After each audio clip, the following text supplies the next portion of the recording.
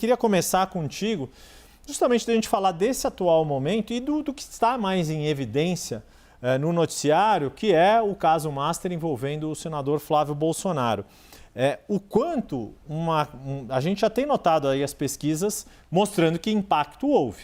A grande questão é se esse impacto foi decisivo ou se ele é administrável e se, claro que nenhuma campanha espera um impacto desse, mas se ele veio pelo menos num período que ainda dá tempo de tratar desse assunto e conseguir amenizar o dano.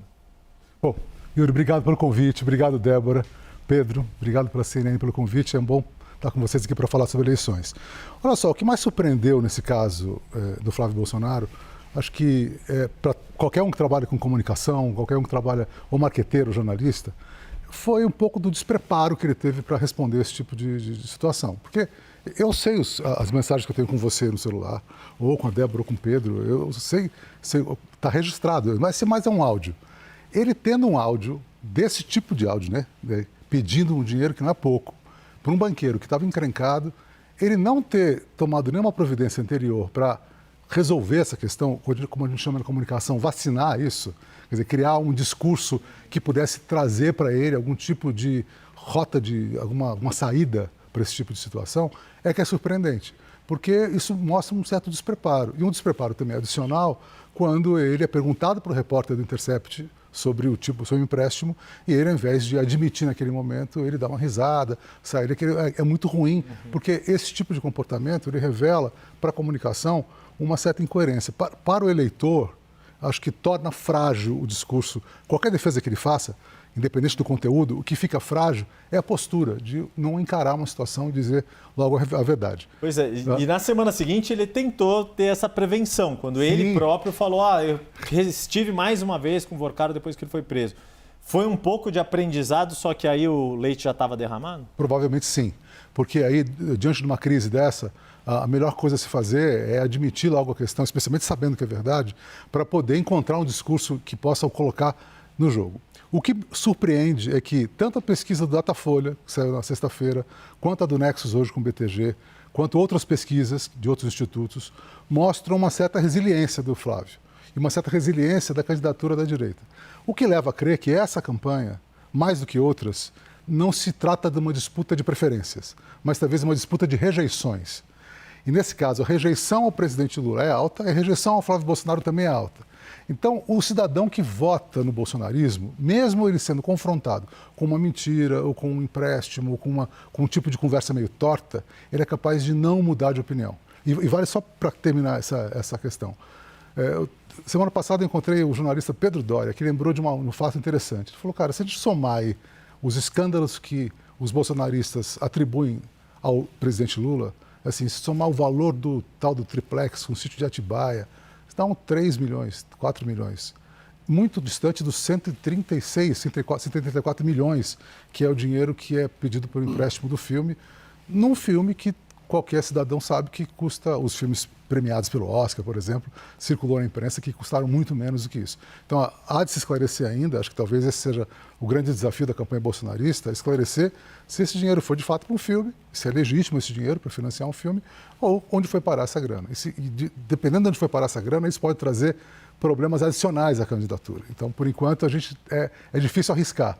Eu acho que é uma notícia muito boa para o bolsonarismo saber que isso arranhou muito pouco a candidatura, saber que as pesquisas mostraram um desgaste. O Pedro, antes de entrar aqui no ar, estava ouvindo o Pedro fazendo esse comentário, quer dizer, os números não foram tão desfavoráveis como talvez os petistas esperavam, ou não tão desfavoráveis que talvez tenha animado o time bolsonarista, mas a gente não sabe o que pode vir ainda pela frente e o quanto de problemas pode trazer para a candidatura do Flávio.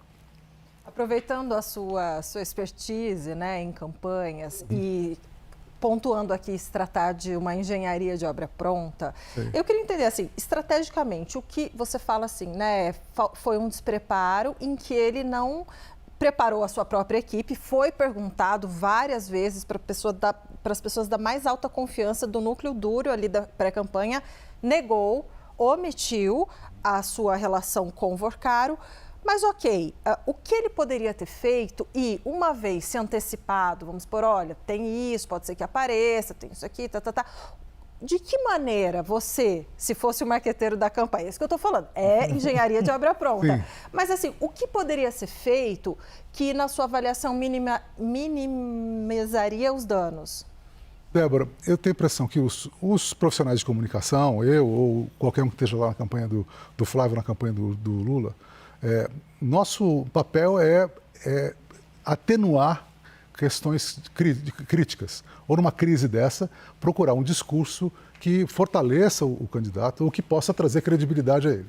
Nesse caso específico do Flávio, primeiro tem uma coisa ruim, que foi ele não ter comentado isso com os estrategistas dele antes, porque tirou dessa turma a chance de poder fazer uma resposta antecipada. Então, tiveram que fazer uma resposta improvisada em cima da hora.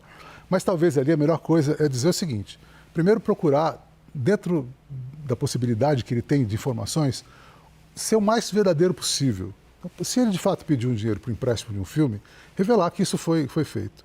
E revelar da maneira mais transparente para que ele consiga, depois, diante dos fatos que ele não conhece que serão revelados, ele poder ter menos desgastes. Então, me surpreendeu um pouco a forma como eles tentaram esconder um pouco a informação. E, nesse caso, esse é o pior caminho. O melhor caminho é admitir para depois, logo, com a verdade, você poder encontrar defesas. É mais ou menos como você cometer um crime, qualquer cidadão cometer um crime, contratar um advogado de defesa e não contar para o advogado de defesa qual foi o seu crime com as nuances que ele teve, para que o advogado possa fazer a peça de defesa. Então, é necessário ter essa estratégia de prevenção, pelo menos, né?